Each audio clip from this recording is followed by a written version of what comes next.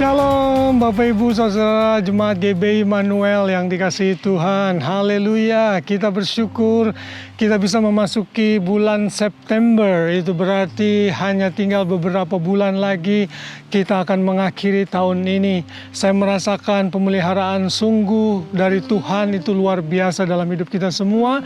Dan saya sangat bersyukur memiliki Bapak Ibu Saudara sebagai jemaat-jemaat.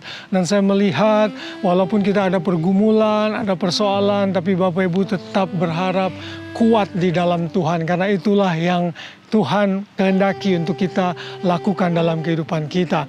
Nah, pada bulan September ini tentunya kita akan kembali belajar tema yang baru, tema yang sangat penting di dalam kehidupan kita, yaitu mengenai pertumbuhan rohani. Saya akan membacakan dari satu ayat dari Efesus pasal 4 ayat 15 yang berbunyi demikian. Tetapi dengan teguh berpegang kepada kebenaran di dalam kasih, kita bertumbuh di dalam segala hal ke arah Dia, Kristus yang adalah kepala.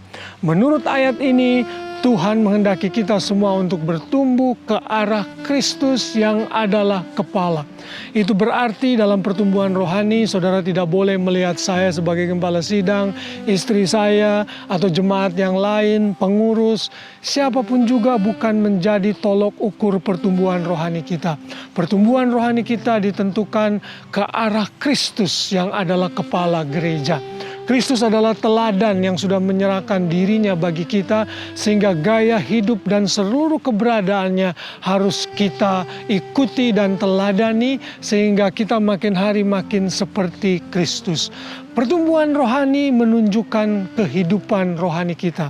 Sama seperti pohon-pohon yang ada di taman ini ada di Narajinji Park. Saudara, saya yakin saudara tahu yang taman ini yang tidak jauh dari gereja kita. Pertumbuhan dari pohon palem ini misalnya terlihat saat dia kekar berdiri, dan kalau itu tanaman buah-buahan ada buah yang diproduksi. Saudara, kehidupan rohani pun sama seperti itu. Kita tidak senang kalau anak kita tidak bertumbuh secara fisik dan mentalnya. Kita tidak senang kalau kita memelihara pohon tidak bertumbuh. Kita tidak senang kalau kita memelihara anjing tidak bertumbuh dan tidak nurut misalnya kepada kita sebagai tuannya.